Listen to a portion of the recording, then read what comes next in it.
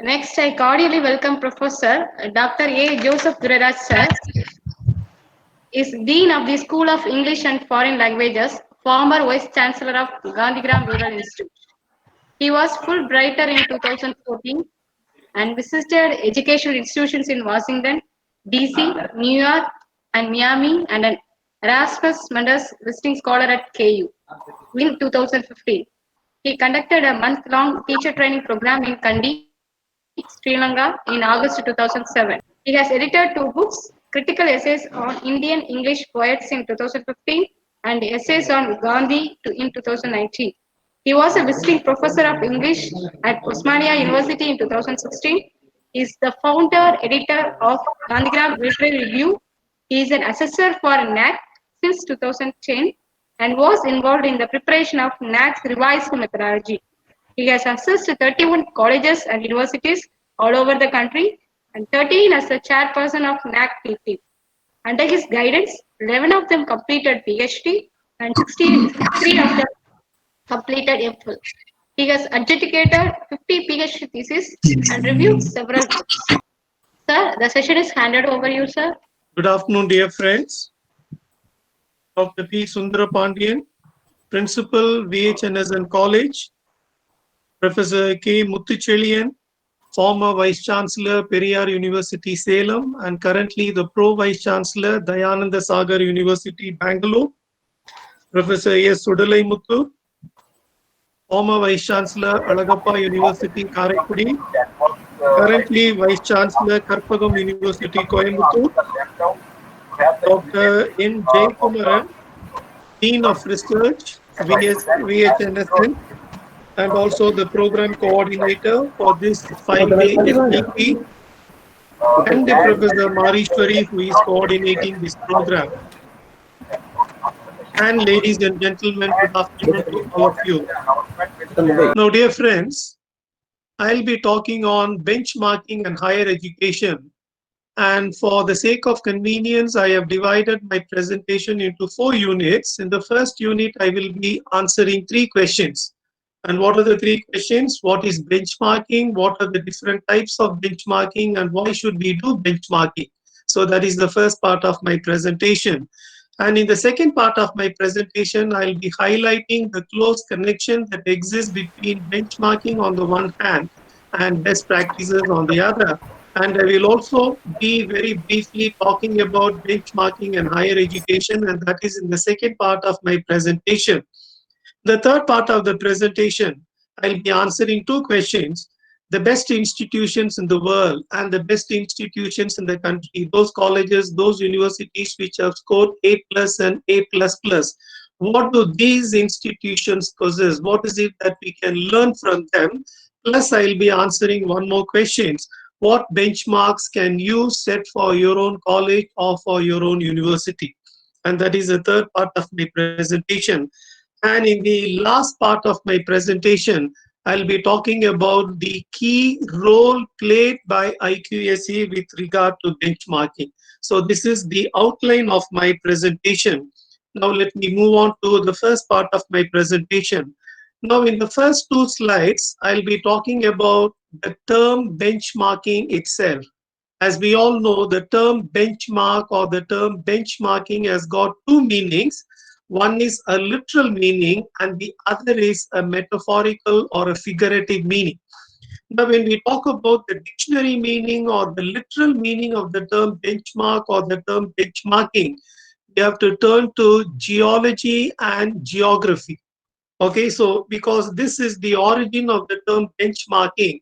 So geologists, how did they use the term benchmarking?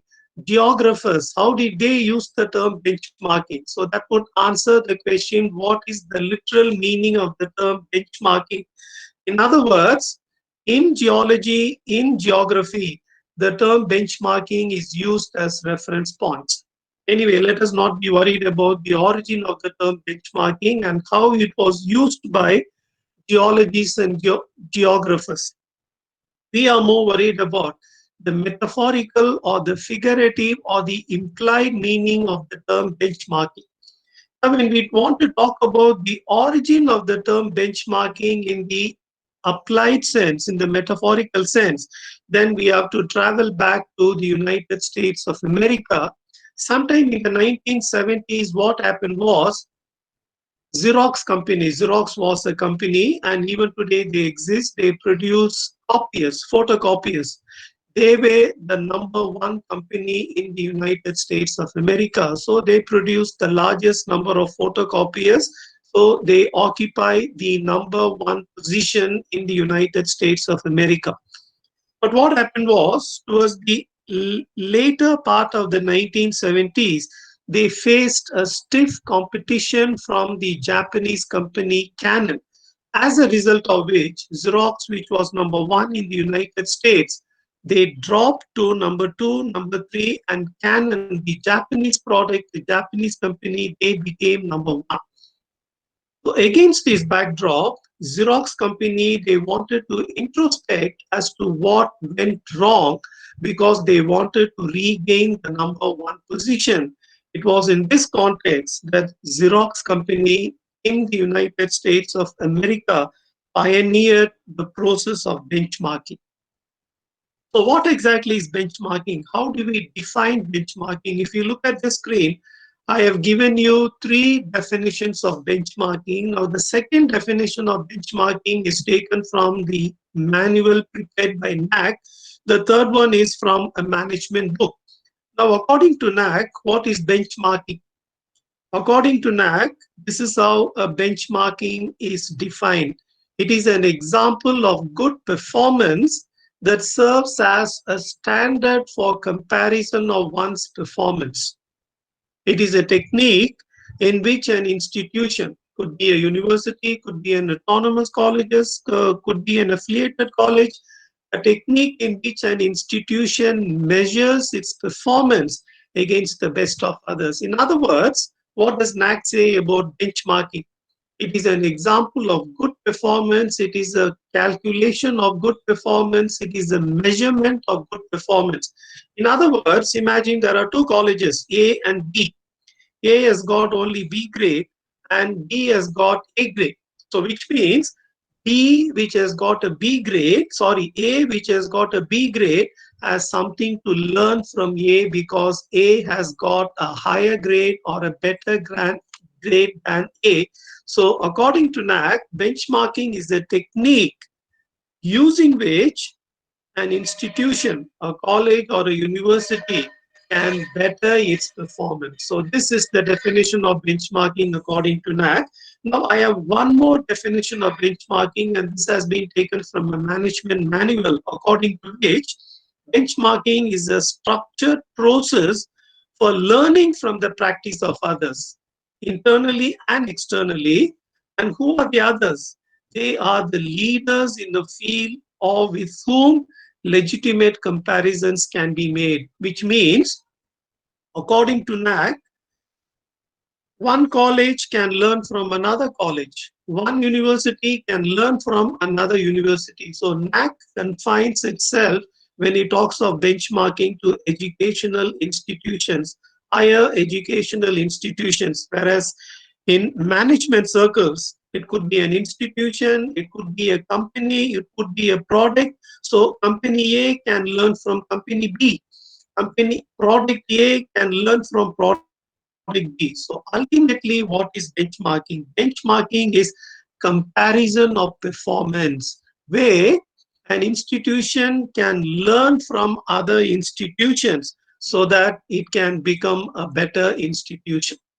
Now, when we talk of different types of benchmarking, in fact, if you look at books from the Department of Management, we learn that there are as many as 9 different types of benchmarking.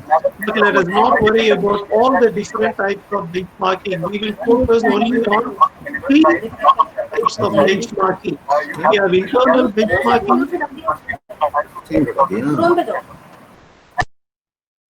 Okay, thank you.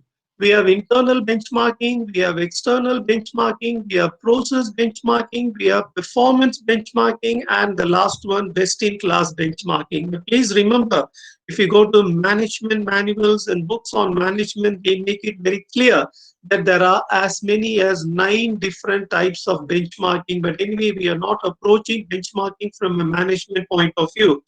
We are looking at benchmarking from an educational point of view. So therefore, we shall restrict ourselves to these 5 types of benchmarking, particularly the first two and the last one. So the first two would be internal benchmarking, and the second one would be external benchmarking, and the last is best in class benchmarking.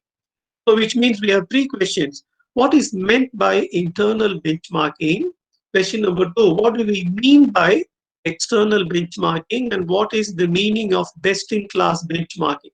So internal benchmarking means this happens within a college or within a university. For instance, you take a college, maybe the Department of Mathematics is an outstanding department. So which means internally, that would be the standard, that would be the model, that would be the paradigm. So the other departments can emulate or can follow, can adopt the best practices of the Department of Mathematics.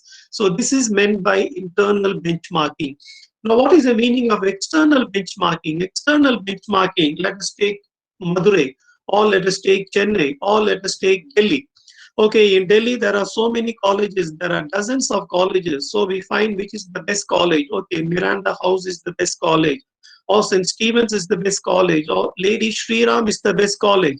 So that would be the model or the paradigm or the exemplar. So the other colleges in Delhi can can adapt the best practices of, let us say, Miranda House or St. Stephen's or Lady Shri Ram. And this would be external benchmarking. And this is reflected in the last category also, best in class benchmarking. In other words, which are the top 10 colleges in India, which are the top 10 universities in India. So you take the best in that particular field and you use them as models, you use them as exemplars, you use them as paradigms, and you try to imitate, you try to emulate their best practices so that you can improve your own performance. Now, please take this slide. Please take a look at this slide. Now, the question is, why is benchmarking essential? Why should institutions set benchmarks for themselves? So there are 3 reasons. Number 1, internally. Number 2, externally. And number 3, finally or ultimately. Now, internally, imagine I am the principal of a college. So I would like to know, as the principal of the college, which departments are performing well and which departments are not performing well. Even within the category of departments which are performing well, I would like to grade them, I would like to classify them. Okay, so in my institution, this is the best department, this is the second best, this is the third best. So internally, benchmarking helps the principal or the vice-chancellor or the administrator or the IQSE coordinator to gauge, to know, to measure the performance of the various departments or the various schools or the various faculty of that particular higher educational institution. So externally, to find out where my university stands in comparison with the other universities, let us say within the state or even outside the state, to find out where my college stands with reference to the colleges in my own vicinity or with reference to that particular affiliating university or that state or all over the country. So the question is, why is benchmarking essential? So there are 3 reasons. Internally, to find out which departments are doing well. Externally, to find out how can I compare my college or my university with other colleges and other universities in order to gauge the performance of my own institution. And ultimately, whether we do it internally or externally, benchmarking helps us in improving quality in terms of teaching learning, research, infrastructure, and student progression, so that ultimately all the stakeholders, whether they are teachers or students or parents or industrial partners, everybody benefits. Please take a look at this slide. Whenever we talk about benchmarking, we need to ask these six important questions. It could be a college, it could be an autonomous college, it could be an affiliated college, it could be a university. So whenever we do benchmarking, we need to raise six very important questions, six crucial questions. And what are these six important questions? So the first question is, an institution should ask itself, where do I stand compared to the best in my category? So for a college, where do I stand compared to the best colleges? For a university, where does my university stand compared to the best universities within the state and outside the state?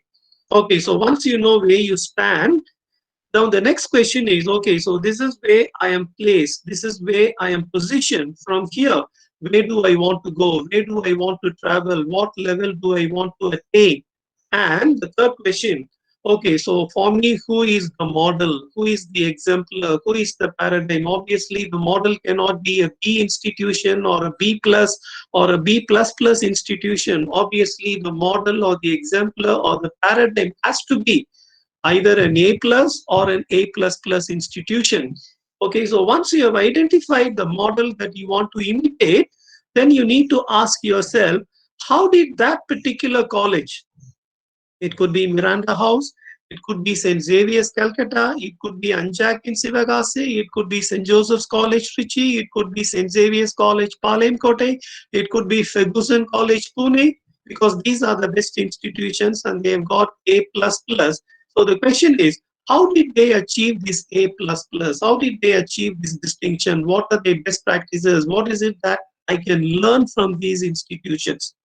And the fifth question is, how and to what extent can I imitate, can I emulate, can I adapt their best practices so that my own college can do better, my own university can do better?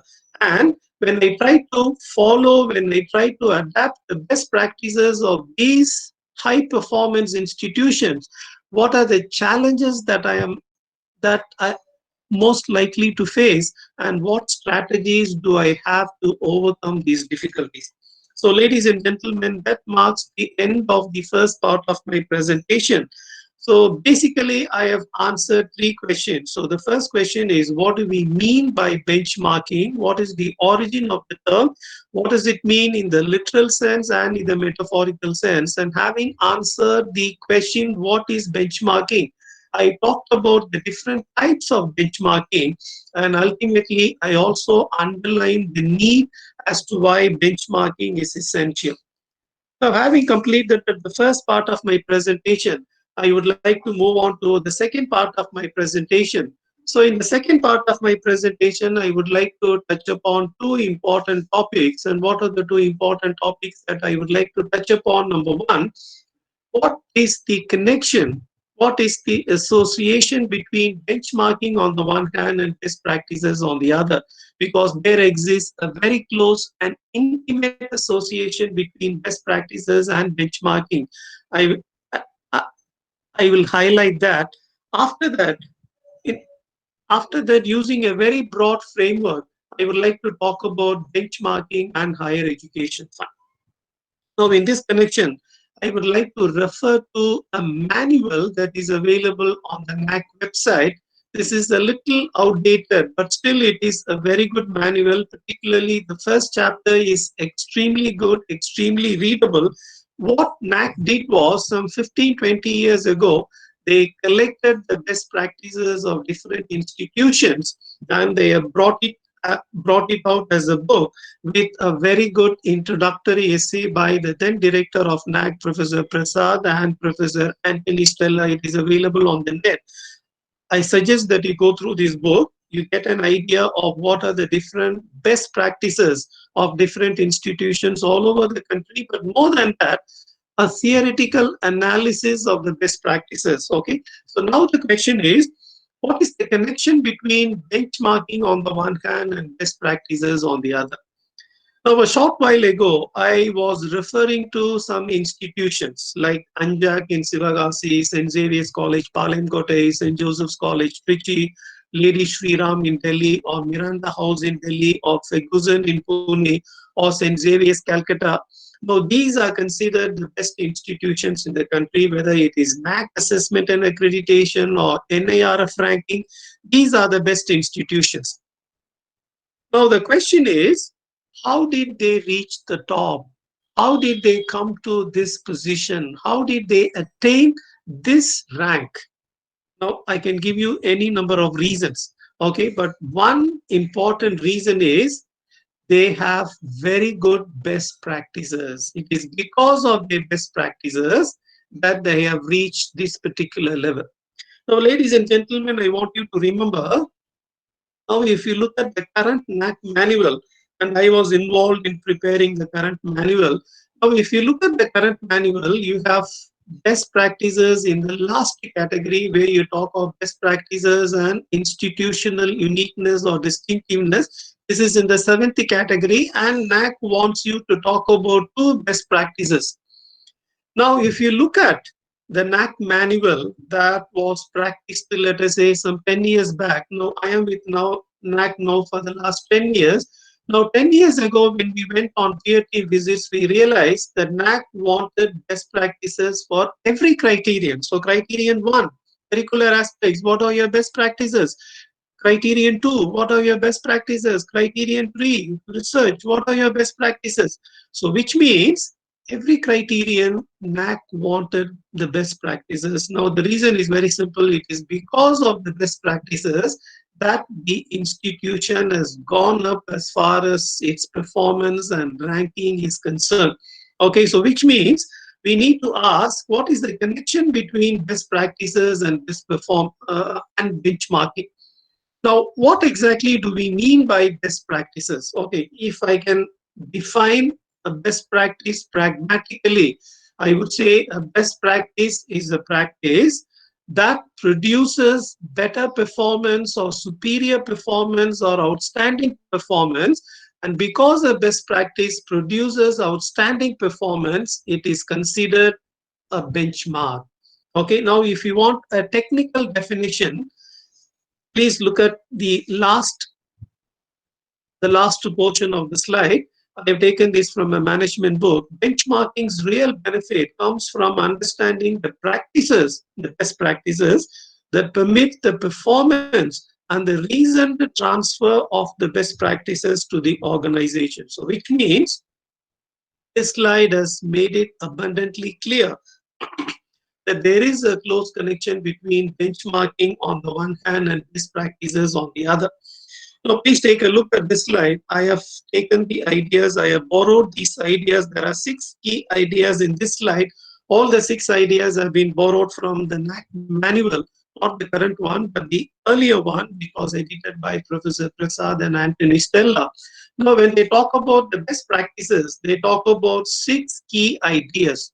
Okay, so the first 4 ideas: identification of best practices, sustainability of best practices, dissemination of best practices, and adaptation of best practices. I'll explain them. Having talked about these 4 points, then they want to talk of how to institutionalize the best practices and also how to internalize the best practices. So this slide is an important slide because it contains 6 ideas concerning best practices. Number 1, identification of best practices. Now, I am the Dean of the School of English and Foreign Languages in my university, Gandhigram Rural Institute, which is a deemed to be university. So I should know, being the head of the department, what are the best practices in my own department in terms of curriculum, in terms of teaching and learning, in terms of research, in terms of infrastructure. So similarly, the head of the department, the dean of the school, the IQAC coordinator, the principal, or the vice-chancellor, they should be able to identify the best practices in their respective institutions. Okay, I would even go further and argue with regard to each of the 7 criteria: the heads of departments, the deans of schools and faculties, the IQAC coordinator, and ultimately the principal or the vice chancellor or the executive council should be able to identify and locate the best practices of that particular college or institution.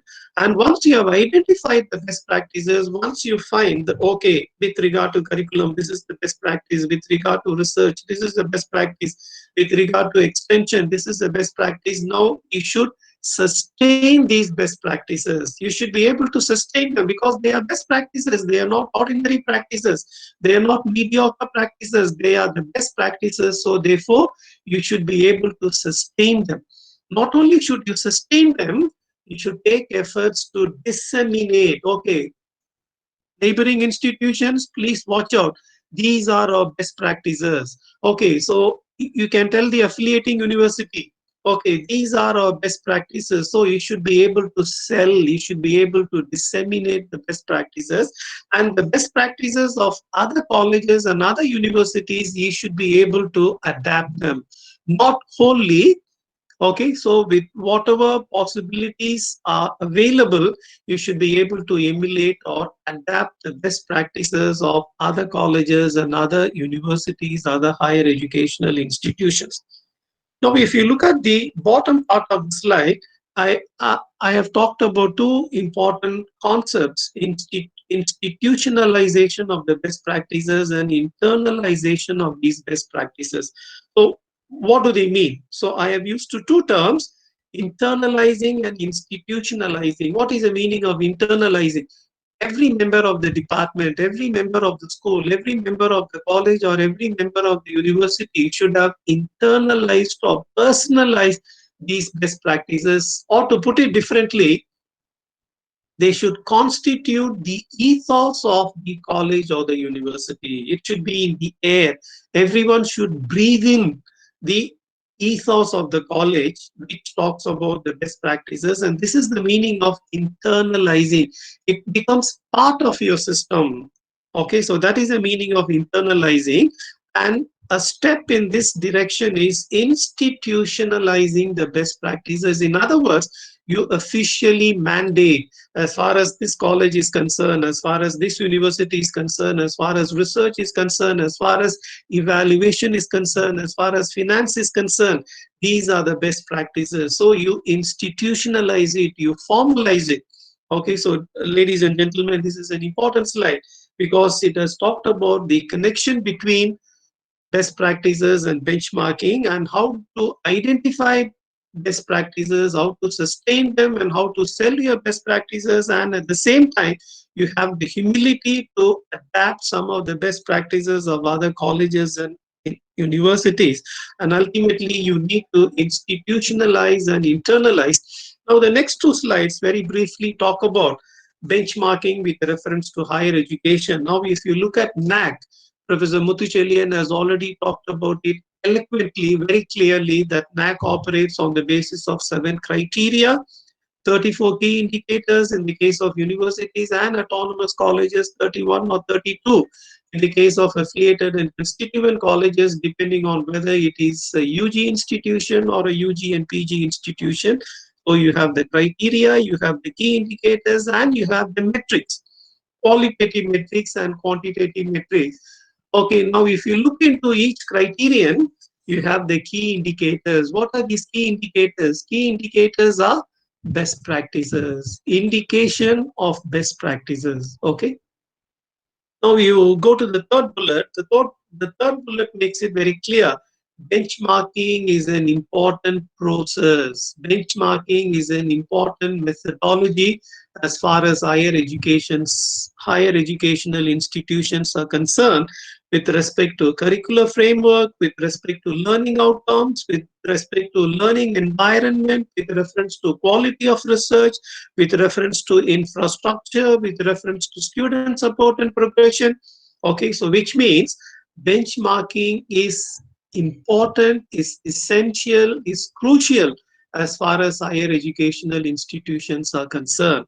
But there is a caution. What is the caution? So the caution is, you please go to the second bullet.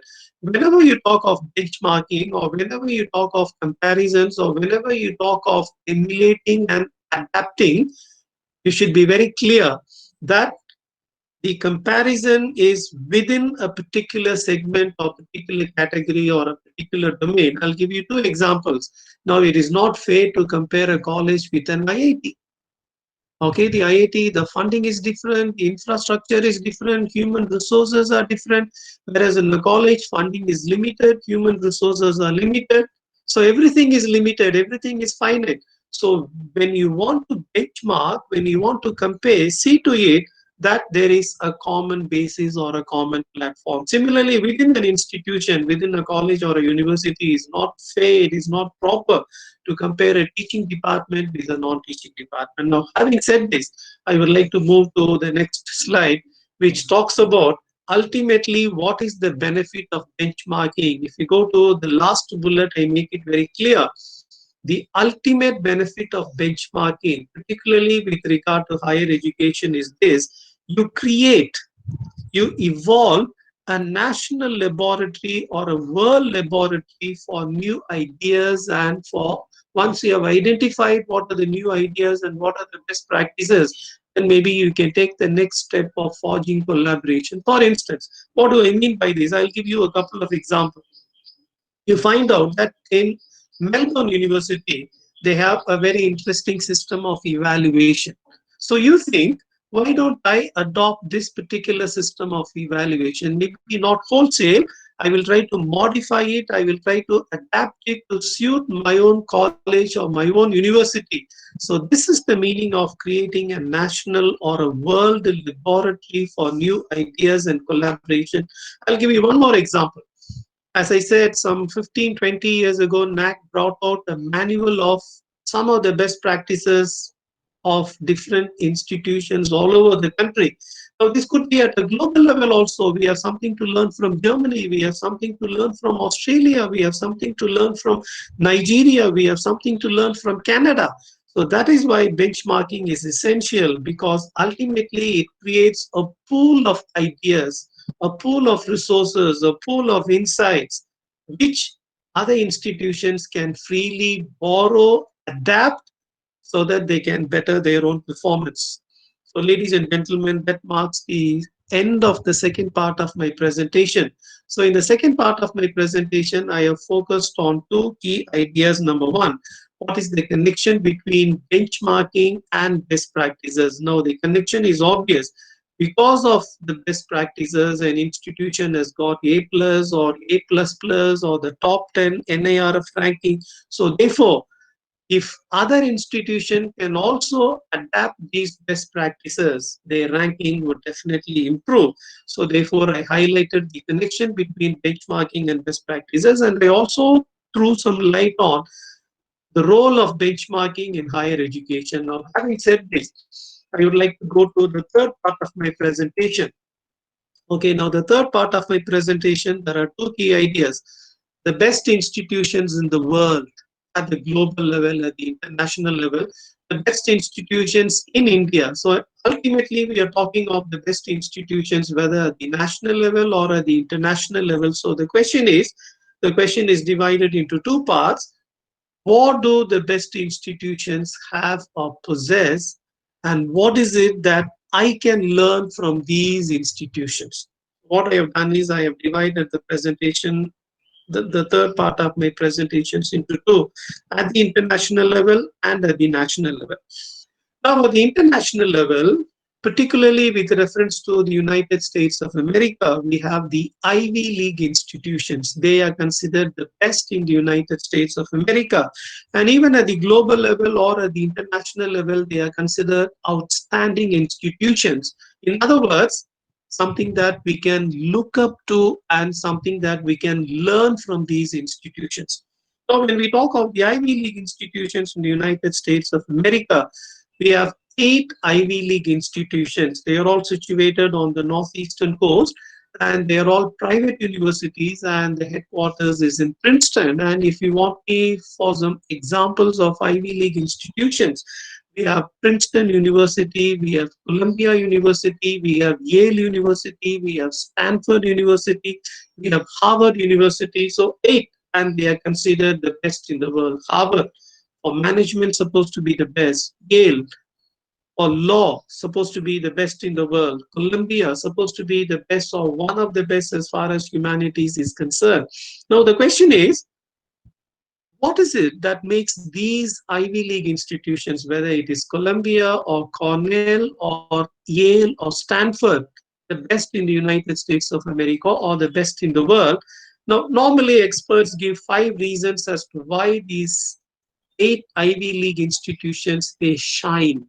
Okay, so what are the reasons? Number one, look at the Nobel Prize winners these institutions have. I'll give you some statistics.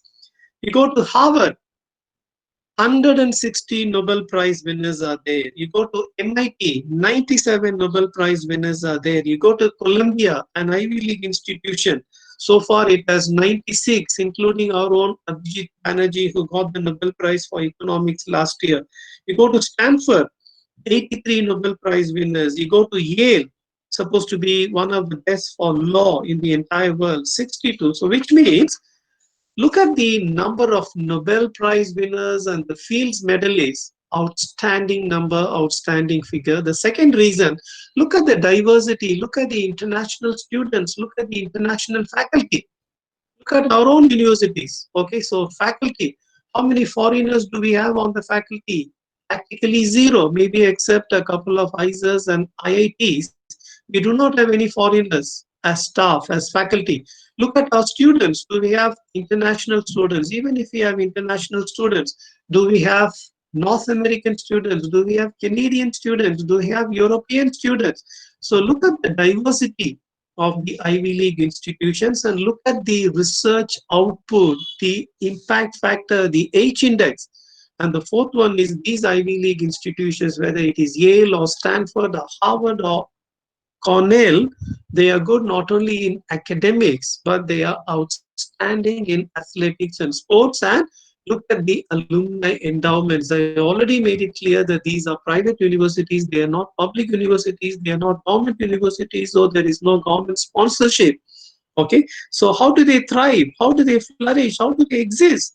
It is on the basis of alumni endowments. So now that I have talked about the best institutions in the world, I would like to talk of the best institutions in the country. So I have 3 slides for it.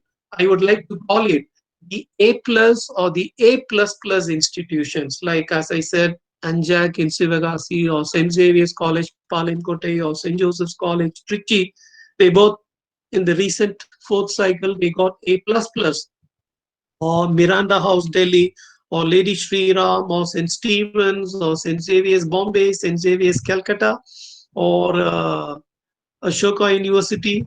Okay, so these are considered some of the top colleges and top universities in India. I would like to call them A plus or A plus plus. Now the question is, what has made these institutions get an A plus or an A plus plus? What do they possess? Or to rephrase it, what is it that my college, my university, my department can learn from these A plus or A plus plus institutions? So I have 15 points. I will go through it quickly. Now each slide has 5 important points. So I have 3 slides on this. Okay, so the first one, you look at diversity and inclusivity. Okay, you go to St. Stephen's, it has students from all over the country. You go to Ferguson, Pune, because I studied in Pune. There is diversity, there is inclusivity. Whereas you look at our own colleges, our own universities, they cater only to the student population of that geographical location. In other words, there is no diversity, there is no inclusivity. Whereas in these top institutions, there is diversity. Okay, now look at the faculty profile, look at the staff profile. All are PhD holders. And not only that, some have won international awards like Commonwealth Award or an Indo-Shastri Award given by the Canadian government or the American government's prestigious scholarship Fulbright. Okay, so you go to MCC, Chennai, they are Fulbrighters. You go to Loyola College, Chennai, they have Fulbrighters. You go to St. Stephen College, they are Fulbrighters. You go to Lady Shri Ram, they are Fulbrighters. Not only Fulbright, but faculty who have won other international awards. And look at their publication profile, it is very impressive, it is outstanding. Look at the infrastructure. sophisticated labs, excellent play fields, a good library, and look at the MOUs that they have signed. Okay, they have signed MOUs, they have linkages with international educational institutions, international companies, international organizations. And you go to the sixth criteria where you talk of governance. They have decentralized and e-governance. So these are five outstanding qualities of the best institutions. Now, the IQAC coordinators, you can ask yourselves, the principals, the vice chancellors, and other faculty members, you can ask, okay, out of these five, how many does my own college, does my own university have or possess? And what is it that I can learn from these institutions? Okay, I have already talked of five. Here is another five. Go to the first criteria and look at the curriculum. The curriculum is robust. And what do I mean by robust? The curriculum is such that it infuses the students with critical thinking, scientific temper, and entrepreneurial skills. But what about the teaching pedagogy or the teaching methodology? It is vibrant, it is blended. They encourage students to sign up for MOOCs, they encourage students to sign up for NPTLs, not just classroom teaching, but wherever knowledge is available, in whichever domain knowledge is available, they encourage students to access it and to harvest it. And what about internship and placement? When we talk about student criteria number criteria number 5, when we talk of student progression and student placement, okay, students internship, students placement, it is excellent, it is outstanding. Okay, and look at the next point, students endowed with different kinds of competencies. Okay, so in other words, a holistic training is given, a holistic education is given, not just academics, not just knowledge. In addition to academics, they are good in extracurricular activities, they are good in co-curricular activities, their IQ is good, their EQ is good, their emotional intelligence is good, their spiritual intelligence is good. So it is an all-round or a holistic education and a value-based education.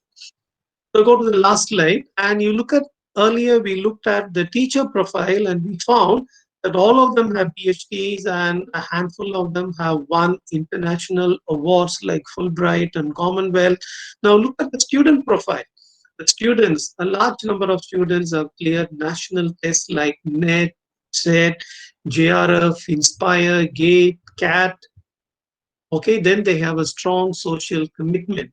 Okay, so Professor Muthushalyan talked about how you should have a social consciousness, a social responsibility.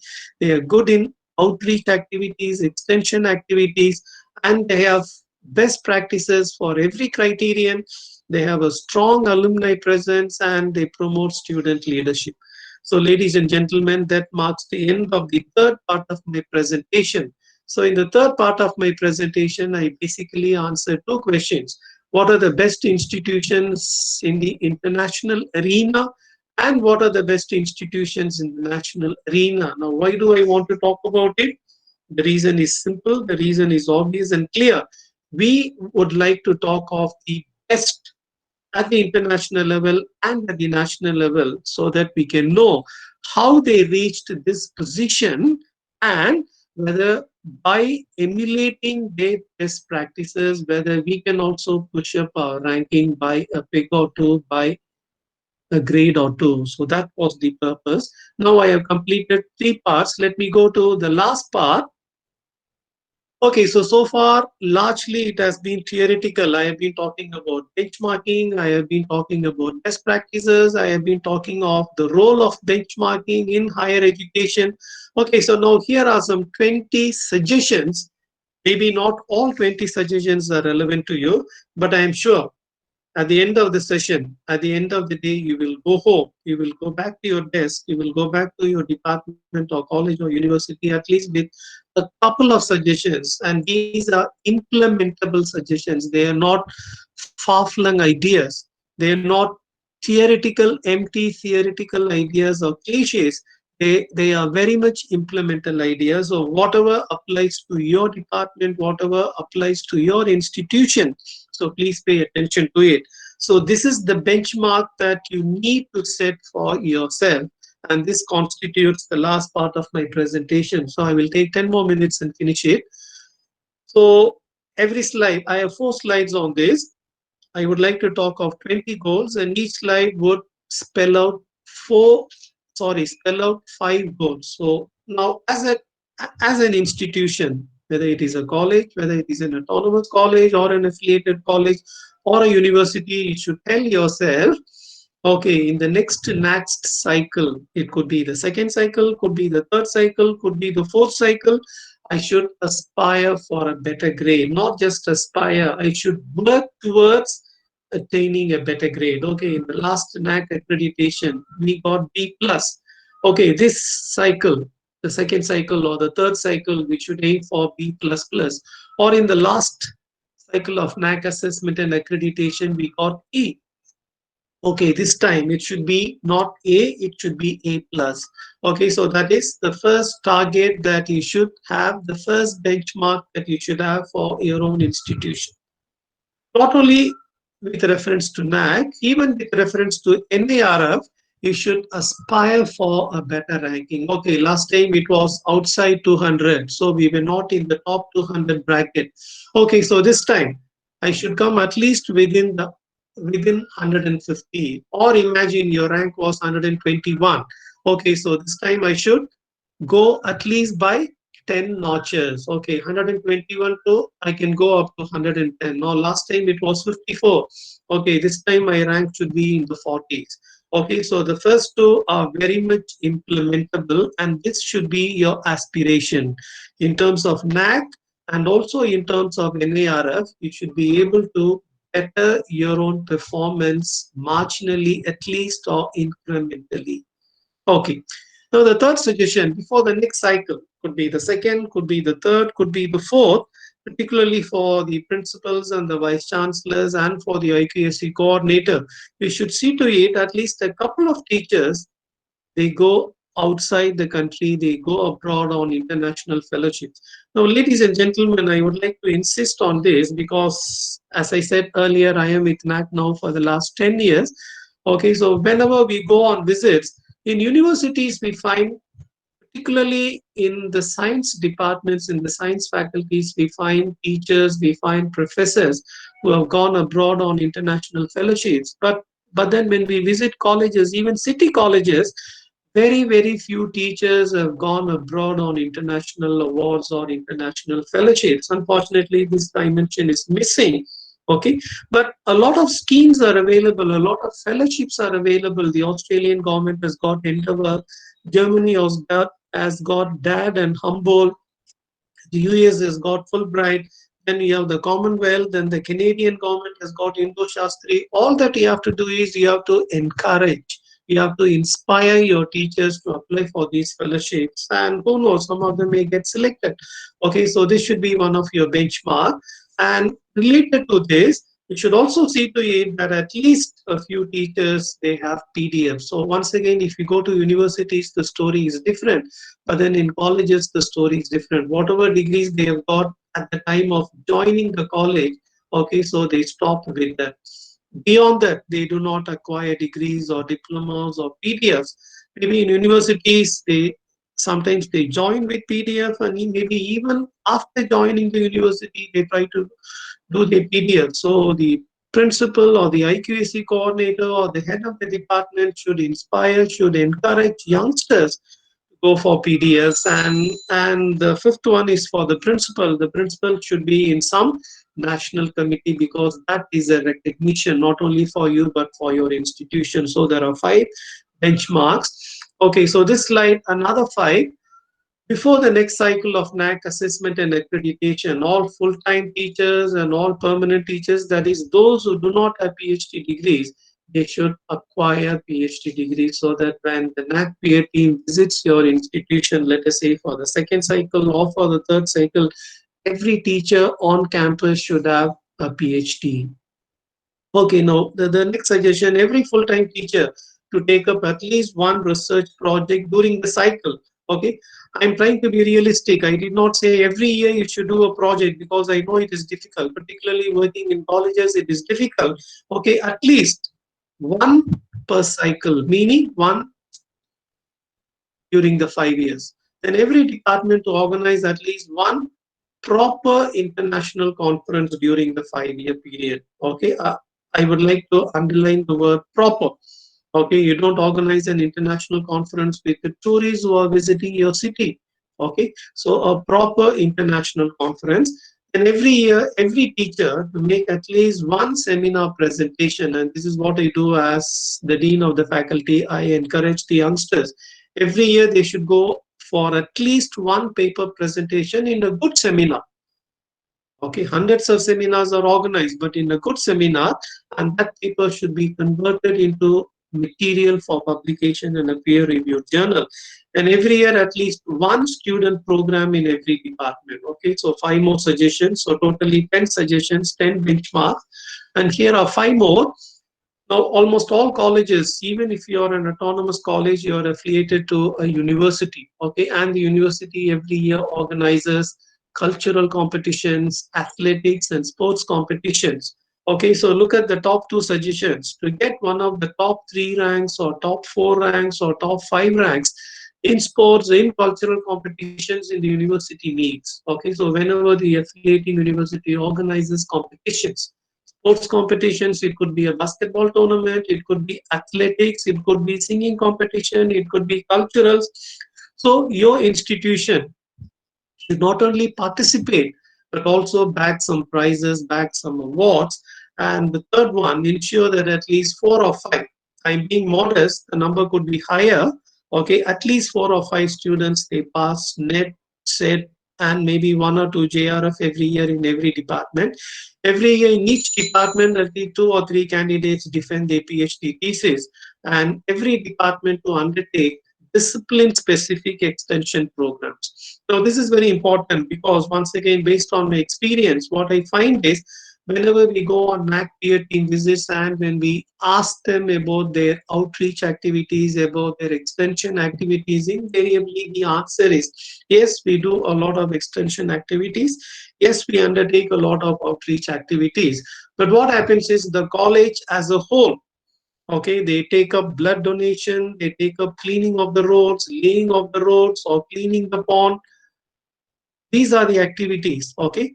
But what I would like to suggest is whenever you think of extension programs or extension activities, that should be twofold. Okay, common activities like blood donation, sapling plantation, or cleaning the road, or cleaning the pond. Okay, so this is on the one hand. The other is those extension activities that are specific to your own department. If I am from the Department of English, I can teach some spoken English to some rural students. If I am from the Department of Mathematics, I can teach some basic mathematical concepts to some rural students. This is what I need.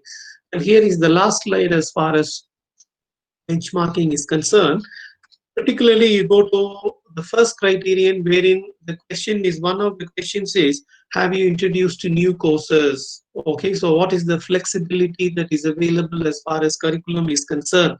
Okay, so it is in this connection that I suggest that every year, every department, not just one or two departments, every department should launch, should offer certificate courses. After all, it is not difficult to offer certificate courses because it is only 30 hours per semester. If you calculate it or if you convert it in terms of credits, it works out to 2 credits per semester. Okay, outside the classroom, you can organize certificate courses in computer programming, awesome spoken English, awesome written English, awesome foreign languages. Okay, so offer plenty of certificate courses because this is directly relevant to the first criterion, which talks about curricular aspects. College should ensure that every year at least two or three staff members go abroad for seminar every year. And every individual should ensure that he or she is invited by at least one institution for a lecture yearly. So, interestingly and also shockingly, I find in some colleges, some teachers are never invited by any institution, even the neighboring institutions, for any lectures. So that shows the caliber and that shows the mentality. Okay, so that should not be the case. And the last two suggestions, the principal and head to ensure that in every cycle of syllabus revision, there should be a minimum of 20% changes. So now NAC insists on it. Now, in fact, NAC wants to quantify. That has become a quantitative metric. NAC wants to quantify the changes that you have brought into the curriculum or the syllabus. And the last suggestion is principal to ensure that every year at least some 20 or 25 or some 30 students from other states join. This may not be possible for all colleges, particularly colleges which are located in rural areas or in semi-urban areas. At least for city colleges, this should be one of the benchmarks. So ladies and gentlemen, I have talked about 20 benchmarkings, and I insist that these are very much implementable. Maybe not all the 20 are applicable or relevant to your institution. So whatever is applicable, whatever is relevant, so please go ahead and try to implement it. And I have two more slides. Okay, now the last question is, what is the role of IQAC with regard to benchmarking? Now, as we all know, NAC has mandated that particularly after the first cycle of NAC assessment and accreditation, every college, every university, whether it is an autonomous college or an affiliated college or a constituent college, whether it is a UG college or a PG college, all institutions should have an IQAC, and the IQAC should not only be functional but also vibrant. Okay, so it is the job, it is the prime responsibility of the IQAC to set benchmarkings for every department. Okay, I would even say for every individual, but that the head of the department can take care.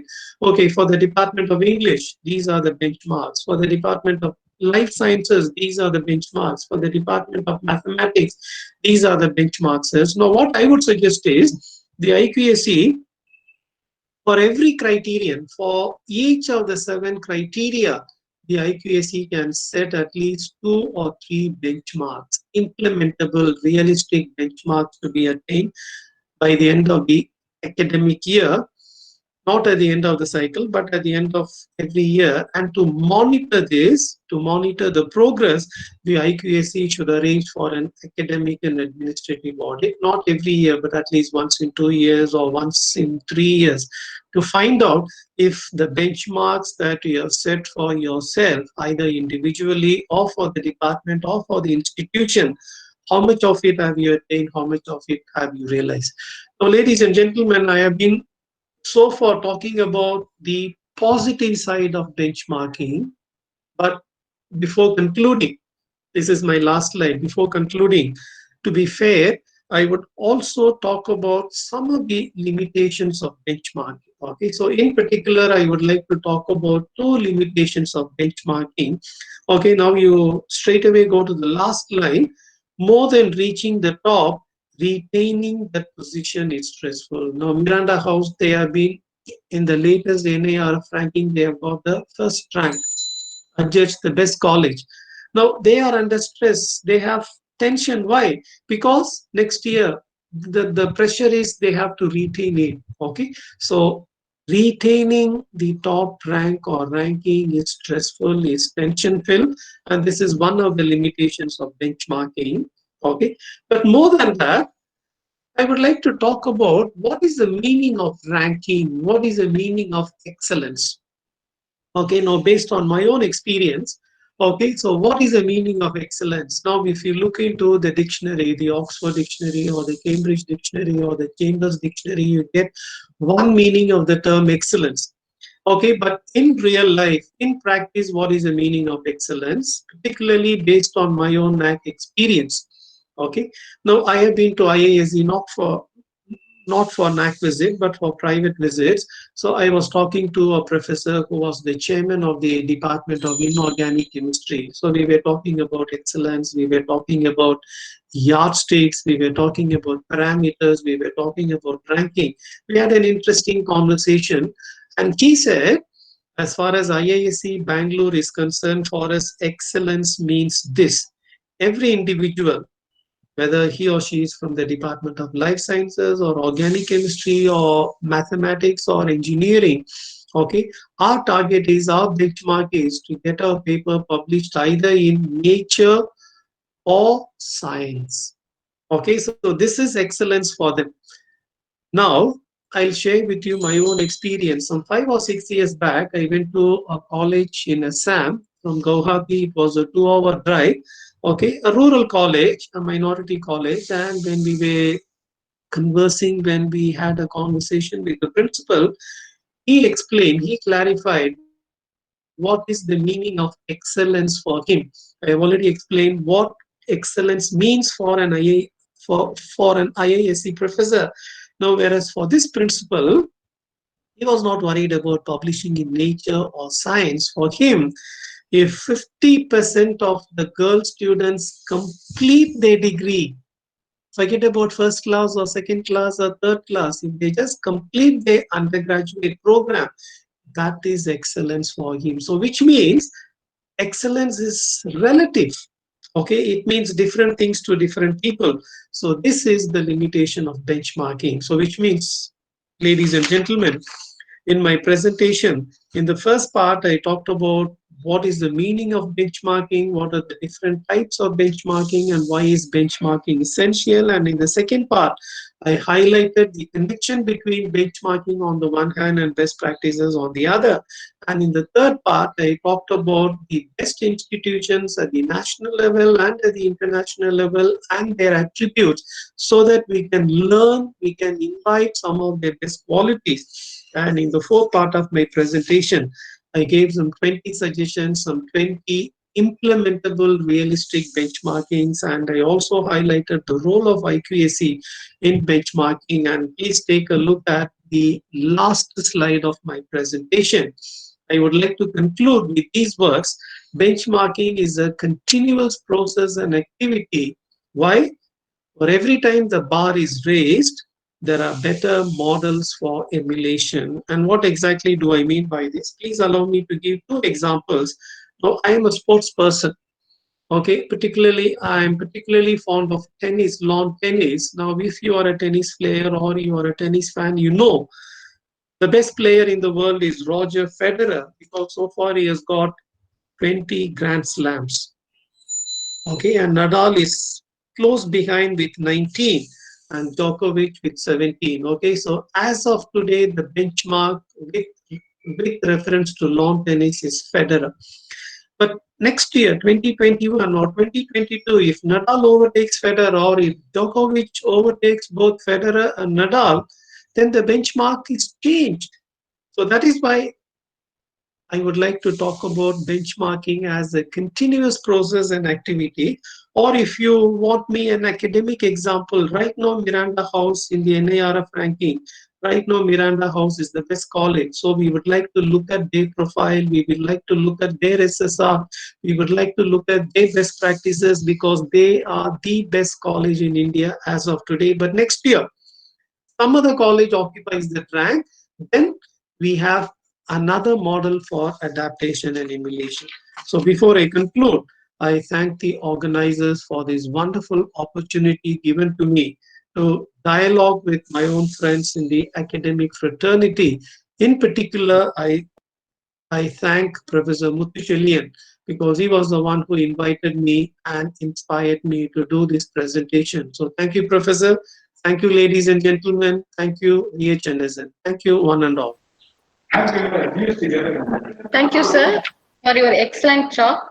From your speech, we knew the concept of benchmarking and its types and the need of benchmarking, ideas for best practices to be followed in institutions, benefits of it, and what should be needed for institutions to maintain A plus and A plus plus grade, and the role of IQAC in setting benchmarking. Thank you, sir. Thank you for your wonderful presentation.